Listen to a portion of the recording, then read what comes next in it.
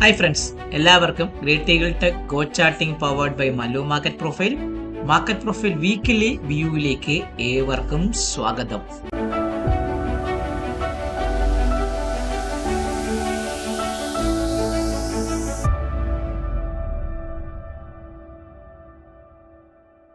കഴിഞ്ഞ ആഴ്ച ഞാൻ പറഞ്ഞത് എന്താണ്, നിങ്ങൾക്ക് കൃത്യമായിട്ട് കഴിഞ്ഞ ആഴ്ചത്തെ വീഡിയോ കണ്ടാൽ കൃത്യമായിട്ട് അറിയാൻ പറ്റും. കാരണം എന്താണ്, 23,881 എന്ന് പറഞ്ഞൊരു ഫെയിൽഡ് ഓപ്ഷൻ വന്ന ഒരു പോയിന്റ് നിഫ്റ്റി നിന്നു. കഴിഞ്ഞ വീക്കില് മാർക്കറ്റ് 24,050 മുകളിൽ ക്ലോസ് ആയിരുന്നു. അവിടെ നിന്ന് നിൽക്കുകയാണെങ്കിൽ നമ്മൾ ടാർഗറ്റ് എവിടെയാണ് പറഞ്ഞത്? 24,225 ഉണ്ട്, ഒരു ചെറിയൊരു റെസിസ്റ്റൻസ് ഉണ്ട്.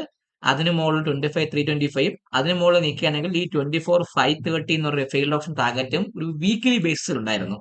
നിഫ്റ്റി കഴിഞ്ഞ ആഴ്ച ഈ 24,225 ഈ ലാസ്റ്റ് നടന്ന ഈ വീക്കില് 24,225 ഭാഗത്തേക്ക് മുകളിലോട്ട് പോയി ഒരു റെസിസ്റ്റൻസ് എടുത്ത് താഴേക്ക് വരികയാണ് ആശാൻ ചെയ്തത്. അപ്പൊ ചുരുക്കി പറഞ്ഞാൽ ഈ വീക്കിൽ ഒരു സംഭവബഹുലമായ ഒരു കാര്യം സംഭവിച്ചെന്ന് വെച്ചാൽ നമ്മുടെ മാർക്കറ്റ് ഈ 23,881 എന്ന് പറഞ്ഞ ഫെയിൽഡ് ഓപ്ഷൻ പോയിന്റ് നിഫ്റ്റി തട്ടി താഴേക്ക് ഇറങ്ങി വന്നായിരുന്നു. ഈ ഫെയിൽഡ് ഓപ്ഷൻ പോയിന്റ് നിഫ്റ്റിയില് 23,817, ഈ ഒരു ഫെയിൽഡ് ഓപ്ഷൻ പോയിന്റ് നിഫ്റ്റി നേരത്തെ കാണിച്ചത് ഫ്യൂച്ചറിന്റെ വിധയായിരുന്നു. ഞാൻ സ്പോട്ടിലേക്ക് മാറ്റിയിട്ടുണ്ട്. അപ്പൊ 23,800 എന്ന് പറഞ്ഞ ഈ ഒരു സപ്പോർട്ട് പോയിന്റ് താഴേക്ക് എടുത്താണ് ആശാൻ കൃത്യമായിട്ട് വന്നത്. എന്നാൽ പക്ഷേ മാർക്കറ്റിൽ അതൊരു ഫാൾസിഫൈഡ് ആയിട്ടുള്ള ഒരു സെല്ലിംഗ് പ്രഷർ വന്നത്. അത് ഓളിയൊന്നുമില്ലായിരുന്നു. മാർക്കറ്റ് എന്ത് പറ്റിയെന്ന് വെച്ചാൽ പിറ്റേന്ന് ഗ്യാപ്പിലേക്ക് ഓപ്പൺ ചെയ്ത് കഴിഞ്ഞ ആഴ്ചത്തെ വീക്കിലി IBHI 24,035 മുകളിൽ തന്നെയാണ് ഈ പ്രാവശ്യം അവൻ ക്ലോസ് ചെയ്തിരിക്കുന്നത്. അപ്പൊ ചുരുക്കി പറഞ്ഞാൽ വീക്കിലി FA വന്ന ഈ പോയിന്റ് 23,807, 810 എന്ന് പറഞ്ഞൊരു പാർട്ട് ഇപ്പോഴൊരു സ്ട്രോങ് സപ്പോർട്ടായിട്ട് നമ്മുടെ നിഫ്റ്റിയിൽ ആക്ട് ചെയ്യുന്നുണ്ട്. കഴിഞ്ഞ ആഴ്ചത്തെ weekly IBH initial balance weekly initial balance hike മുകളിലാണ് നിഫ്റ്റി കൃത്യമായിട്ട് ക്ലോസ് ചെയ്തിരിക്കുന്നത്. അപ്പൊ ചുരുക്കി പറഞ്ഞാൽ ഒരു സിസ്റ്റം ഇപ്പോഴും മാർക്കറ്റിനെ സംബന്ധിച്ച് കൃത്യമായി നിൽക്കുന്നുണ്ട്. ഓൾമോസ്റ്റ് നമ്മുടെ കഴിഞ്ഞ ആഴ്ചത്തെ വാല്യൂവിന്റെ ഹൈക്ക് മുകളിലാണ് POC ഫോം ചെയ്തിരിക്കുന്നത്. നിഫ്റ്റി 24,114 ഭാഗത്തേക്ക് POC ഫോം ചെയ്തിട്ടുണ്ട്.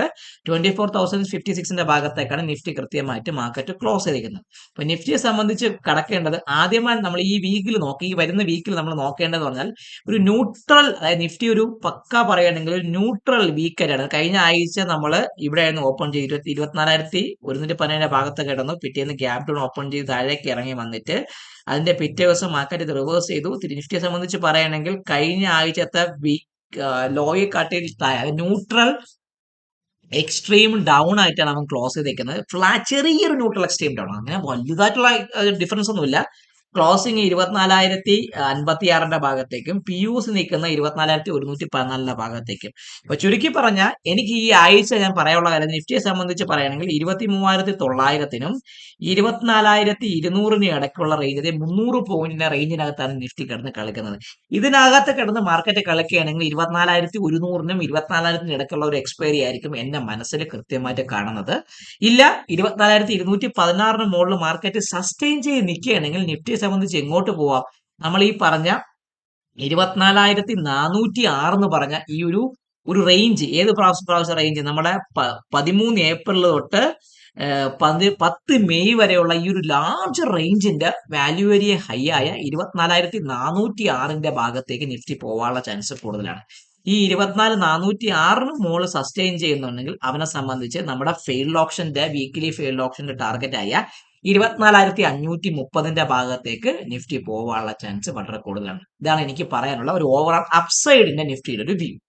ഇനി ഡൗൺ സൈഡ് എന്ന് പറയുമ്പോൾ നിഫ്റ്റി 23,900 പൊട്ടുകയാണെങ്കിൽ ദിസ് ടൈം നിഫ്റ്റിയെ സംബന്ധിച്ച് ഒരു സെൽ ഓഫ് ചാൻസ് കൂടുതലാണ്. ആ സെൽ ഓഫ് നമ്മുടെ ഈ ഗ്യാപ്പായ 23,640 വരെ വേണമെങ്കിൽ വരാനുള്ള ചാൻസ് വളരെ കൂടുതലാണ്.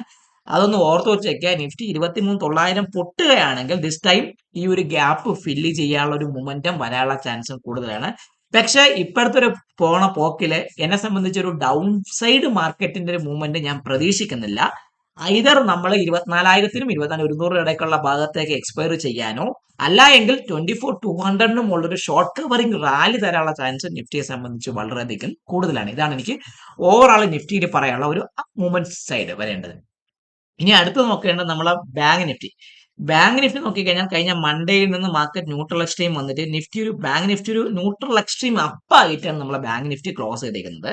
ബാങ്ക് നിഫ്റ്റിയെ സംബന്ധിച്ച് പറയുകയാണെങ്കിൽ ബാങ്ക് നിഫ്റ്റി ഒരു ന്യൂട്രൽ എക്സ്ട്രീം അപ്പും ക്ലോസിംഗ് വന്ന് 58,177 POC വന്നേക്കുന്നത് 57,879 ഭാഗത്തേക്ക്. അപ്പൊ ചുരുക്കി പറഞ്ഞാൽ അത്രയ്ക്ക് വലിയ ഡിഫറൻസ് ഒന്നും POCയുടെ ഭാഗത്തേക്കില്ല.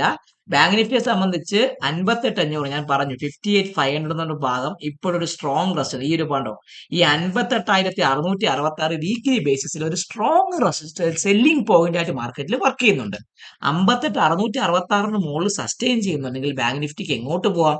ഈ 59,301 എന്ന് പറഞ്ഞ ആ ഒരു റേഞ്ചിന്റെ വാല്യൂ ഏരിയ ഹൈയുടെ ഭാഗത്തേക്ക് ബാങ്ക് നിഫ്റ്റി പോകാനുള്ള ചാൻസ് വളരെ കൂടുതലാണ്. അപ്പൊ ചുരുക്കി പറഞ്ഞാൽ 58,667 മുകളിൽ ബാങ്ക് നിഫ്റ്റി സസ്റ്റെയിൻ ചെയ്യുന്നുണ്ടെങ്കിൽ ഈ പറഞ്ഞ 59,301 ഭാഗത്തേക്ക് ബാങ്ക് നിഫ്റ്റി പോകാനുള്ള ചാൻസ് വളരെയധികം കൂടുതലാണ്. ഇനി ബാങ്ക് നിഫ്റ്റിയെ സംബന്ധിച്ച് പറയുകയാണെങ്കിൽ ഈ 57,240 ഈ ഒരു സ്ട്രോങ് സപ്പോർട്ടായിട്ട് വർക്ക് ചെയ്തു. കഴിഞ്ഞ പ്രാവശ്യവും വർക്ക് ചെയ്തു, കഴിഞ്ഞ വീക്കിലും ഈ കഴിഞ്ഞു പോയ വീക്കിലും അത് കൃത്യമായിട്ട് വർക്ക് ചെയ്തു. സോ 57,200 ബാങ്ക് നിഫ്റ്റി പൊട്ടുകയാണെങ്കിൽ ബാങ്ക് നിഫ്റ്റിയെ സംബന്ധിച്ച് 56,800 ഭാഗത്തേക്ക് വരാനും അതിന് താഴെ ഈ ഒരു വീക്കിലി സിംഗിൾ പ്രിന്റ് ഫിൽ ചെയ്യാനുള്ള ചാൻസും ബാങ്കിന് അപ് ടു 56,500 56,000 വരെ വരാനുള്ള ചാൻസും ബാങ്ക് നിഫ്റ്റിയെ സംബന്ധിച്ച് വളരെയധികം കൂടുതലാണ്. ഇതാണ് എനിക്ക് ബാങ്ക് നിഫ്റ്റിയുടെ ഒരു ഓവറോൾ സ്ട്രക്ചറിൽ പറയാനുള്ളത്. സോ നിഫ്റ്റി ആയിക്കോട്ടെ ബാങ്ക് നിഫ്റ്റി ആയിക്കോട്ടെ ഒരു neutral extreme bank Nifty neutral extreme അപ്പും നിഫ്റ്റി ന്യൂട്രൽ എക്സ്ട്രീം ഡൗണും ഫ്ലാറ്റ് ചെറിയ ഡിഫറൻസ് മാത്രമേ ഉള്ളൂ. അപ്പൊ ചുരുക്കി പറഞ്ഞാൽ അങ്ങനെ ഒരു കോംപ്ലക്സ് സ്ട്രക്ചർ ഒന്നും അല്ല. ഒരു എന്താണ് ഒരു ബാലൻസ് ആയ രീതിയിലാണ് രണ്ടും ഇൻഡെക്സസും ക്ലോസ് ചെയ്തിരിക്കുന്നത്. നമുക്കിനി നോക്കേണ്ടത് മിഡ് ക്യാപ്പിനെ സംബന്ധിച്ച് പറയുകയാണെങ്കിൽ മിഡ് ക്യാപ്പ് കഴിഞ്ഞ മൺഡേയിൽ നമ്മളെ മാർക്കറ്റിൽ നിന്നു മിഡ് ക്യാപ്പ് ഒരു നോർമൽ വേരിയേഷൻ ഡൗൺ വീക്ക് ആയിട്ടാണ്. മിഡ് ക്യാപ്പ് നമ്മൾ സെല്ലിംഗ് ആണ്. കഴിഞ്ഞ വീക്കിൽ മാർക്കറ്റ് വലിയ മുമ്പൊന്നുമില്ല. മിഡ് ക്യാപ്പിനെ സംബന്ധിച്ച് പറയുകയാണെങ്കിൽ ഒരു നോർമൽ വേരിയേഷൻ ഡൗൺ വീക്കായിട്ട് നിൽക്കുന്നത്.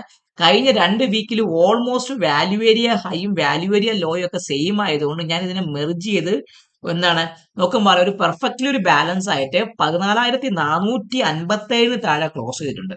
സോ മിഡ് ക്യാപ്പിനെ സംബന്ധിച്ച് ഞാൻ പറയുകയാണെങ്കിൽ 14,400 എന്ന് പറഞ്ഞൊരു ഇമ്പോർട്ടന്റ് ഏരിയ 14,400 പൊട്ടിക്കഴിഞ്ഞാൽ അവനെ സംബന്ധിച്ച് 14,281 ഭാഗത്തേക്കും അതിന് താഴെ 14,129 ഭാഗത്തേക്കും വരാനുള്ള ചാൻസ് മിഡ് ക്യാപ്പിനെ സംബന്ധിച്ച് കൂടുതലാണ്. ഇല്ല 14,460 മുകളിലവ സസ്റ്റെയിൻ ചെയ്യുന്നുണ്ടെങ്കിൽ മിഡ് ക്യാപ്പ് 14,630 610 400 എന്ന് പറഞ്ഞാൽ ഈ ഒരു 150 പോയിന്റിനകത്ത് 14,460 തൊട്ട് 14,610 വരെയുള്ള ഈ 150 പോയിന്റിനകത്ത് കടന്ന് മിഡ് ക്യാപ്പ് ഒരു റേഞ്ചിങ് പ്ലേ കളിക്കാനുള്ള ചാൻസ് വളരെ കൂടുതലാണ്. അങ്ങനെ വലിയൊരു മൂവ്മെന്റ് മിഡ് ക്യാപ്പിൽ ഈ എക്സ്പയറി വരെ ഞാൻ കാണുന്നില്ല.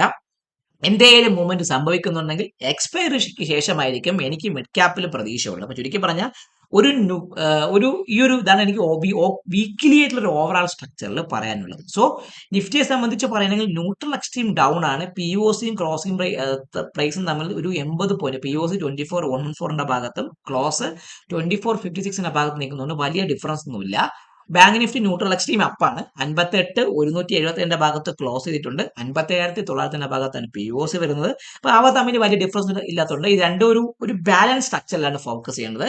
മിഡ് ക്യാപ്പിനെ സംബന്ധിച്ച് പറയുകയാണെങ്കിൽ ഈ കഴിഞ്ഞു പോയ വീക്ക് ഒരു നോർമൽ വേരിയേഷൻ ഡൗൺ വീക്കാണ്. പക്ഷെ കഴിഞ്ഞ മുമ്പത്തെ വീക്കുകൾ ചേർത്ത് നോക്കുന്ന സമയത്ത് ഒരു പെർഫെക്റ്റ് ഒരു ബാലൻസ് സ്ട്രക്ചർ മാർക്കറ്റ് ഫോം ചെയ്തത് കൊണ്ട് അത്രയ്ക്ക് വലിയൊരു എന്തുവാണ് ഓവറോൾ സ്ട്രക്ചറിൽ എനിക്ക് ഒരു ബലപ്പെട്ട സെല്ലിങ്ങോ ബലപ്പെട്ട ബൈയിങ്ങോ ഞാൻ കാണുന്നില്ല. ബാലൻസിങ് മാർക്കറ്റാണ്. ഓവറോൾ ഞാൻ പറയുകയാണെങ്കിൽ ഇൻഡിസസിൽ നിഫ്റ്റി ആയിക്കോട്ടെ ബാങ്ക് നിഫ്റ്റി ആയിക്കോട്ടെ മിഡ് ക്യാപ്പ് ആയിക്കോട്ടെ മൂന്നും ഒരു ബാലൻസ് സ്ട്രക്ചറിലാണ് മാർക്കറ്റ് പോകുന്നത്. 24,216 മുകളിൽ നിഫ്റ്റി നിൽക്കുകയാണെങ്കിലോ 58,666 മുകളിൽ ബാങ്ക് നിഫ്റ്റി നിൽക്കുകയാണെങ്കിലോ 14,610 മുകളിൽ മിഡ് ക്യാപ്പ് നിൽക്കുകയാണെങ്കിലോ മാത്രമേ ഒരു ബുള്ളിഷ് മൊമെന്റം ഞാൻ പ്രതീക്ഷിക്കുന്നുള്ളൂ. ഇല്ല എങ്കിൽ ഈ ഭാഗത്തൊക്കെ തന്നെ ക്ലോസ് ചെയ്യാനുള്ള ചാൻസ് ആയിരിക്കും മാർക്കറ്റിനെ സംബന്ധിച്ച് കാണുന്നതാണ്. ഇതാണ് എനിക്ക് എന്താണ് മാർക്കറ്റ് പ്രൊഫൈൽ വെച്ചുള്ള ഒരു വീക്കിലി സ്ട്രക്ചറിൽ പറയാനുള്ള ഒരു ട്രേഡബിൾ ആക്ഷൻ പ്ലാൻ റിപ്പോർട്ട്. നിങ്ങൾക്ക് അറിയാൻ പറ്റും ഒരു ക്യാബിനറ്റ് റീഷഫ്ലിംഗ് വരുന്നു എന്ന് പറഞ്ഞൊരു റിപ്പോർട്ട് ഇങ്ങനെ കറങ്ങിക്കൊണ്ടിരിക്കുകയാണ്. പണ്ട് നിങ്ങൾക്ക് ഓർമ്മയുണ്ടെന്നുണ്ട് നിഫ്റ്റി 20,000 ഭാഗത്ത് നിഫ്റ്റി അല്ല ബാങ്ക് നിഫ്റ്റി 19,000 ഭാഗത്ത് നിൽക്കുന്ന സമയത്ത് നിർമ്മല സീതാരാമൻ എന്താണ് ഫിനാൻസ് മിനിസ്ട്രി ആയി വരുമെന്ന് പറഞ്ഞ സമയത്ത് ബാങ്ക് നിഫ്റ്റി വിത്തിൻ മിനിറ്റിനകത്ത് 1000 പോയിന്റ് ബാങ്ക് നിഫ്റ്റി അടിച്ചത്. ഒരു 3 to 5% ബാങ്ക് നിഫ്റ്റി പോയായിരുന്നു. സോ ഇത് താഴേക്കാണ് അടിച്ചത്. അപ്പം NS FM മിനിസ്ട്രിയിൽ നിന്ന് മാറുകയാണെന്ന് പറയണമെങ്കിൽ പൊതുവെ ഒരു ബാങ്ക് അതായത് നമ്മുടെ സ്റ്റോക്ക് മാർക്കറ്റ് പോസിറ്റീവായ രീതിയിൽ ഇത് ബാധിക്കാനുള്ള ചാൻസ് വളരെ കൂടുതലാണ്. അത് ഈ എക്സ്പയറി ഡേ അന്ന് വരുമോ ആ ന്യൂസ്, അതോ എക്സ്പയറി ഡേ കഴിഞ്ഞിട്ട് വരുന്ന വീക്ക് ദിവസങ്ങളിലാണോ വരുന്നതെന്നും അതിനെ വച്ചായിരിക്കും നമ്മുടെ മാർക്കറ്റിൽ ഹെവി ആയിട്ടുള്ള മൂവ്മെന്റ് കാണുന്നത്. സോ ആ ഒരു ന്യൂസ് നമ്മുടെ മാർക്കറ്റിൽ കിടന്ന് കറങ്ങുന്നുണ്ട്. നിങ്ങളെ സംബന്ധിച്ച് ഇത് കൃത്യമായിട്ട് നിങ്ങളുടെ മനസ്സിൽ ഇത് കൃത്യമായിരിക്കും ട്രേഡ് ചെയ്യുന്ന സമയത്ത്. അതായത് പ്രത്യേകിച്ച് പറഞ്ഞാൽ ഓപ്ഷൻ റൈറ്ററിന്റെ സൈഡിൽ നിൽക്കുമ്പോൾ ഇതൊന്ന് കൃത്യമായിട്ട് മനസ്സിൽ ഓർത്തു വെച്ചുകൊണ്ടിരിക്കുക. കാരണം എപ്പോ വേണോ ഈ ന്യൂസ് മാർക്കറ്റിൽ ഹിറ്റ് ആവുകയാണെങ്കിൽ NS മാറി വരികയാണെങ്കിൽ ഫിനാൻസ് മിനിസ്ട്രി നിന്ന് മാറുകയാണെങ്കിൽ വലിയൊരു എന്താണ് ഒരു ഷോർട്ട് കവറിംഗ് മൂവ്മെന്റും അപ്സൈഡിലേക്ക് വരാനുള്ള ചാൻസ് ഉണ്ട്. അത് അടപടലം വലിച്ചുകൊണ്ട് മുകളിലോട്ട് പോകാനുള്ള ചാൻസ് കൂടുതലാണ്. പ്രത്യേകിച്ച് ഓപ്ഷൻ റൈറ്റർക്ക് എന്ത് പറ്റും, അന്തം കുതായി പോകും. അപ്പൊ അതുകൊണ്ട് ഈ ഒരു കാര്യം മനസ്സിൽ ഓർത്ത് വെച്ച് ട്രേഡ് ചെയ്യാൻ വേണ്ടി മാക്സിമം ശ്രമിക്കുക. ഓവറോൾ വീക്ക്ലി സ്ട്രക്ചറിൽ നിഫ്റ്റിയും ബാങ്ക് നിഫ്റ്റിയും മിഡ് ക്യാപ്പും ഒരു ബാലൻസ് സ്ട്രക്ചറിലാണ് പൊക്കോണ്ടിരിക്കുന്നത്. അത് കണ്ടിന്യൂ ചെയ്ത് കഴിഞ്ഞാൽ ഒരു ഇംബാലൻസ് മൂവ് വരാനുള്ള ചാൻസ് വളരെയധികം സമയം കഴിഞ്ഞിരിക്കുന്നു. അപ്പം എല്ലാവരും വീഡിയോ കാണുക, ലൈക്ക് ചെയ്യുക, കമന്റ് ചെയ്യുക, സബ്സ്ക്രൈബ് ചെയ്യുക. നിങ്ങളെ ട്രേഡിംഗ് ഫ്രണ്ട്സിന് വീഡിയോ അയച്ചു കൊടുക്കാനും മറക്കാതിരിക്കുക. Happy trading, happy day to all my trading friends.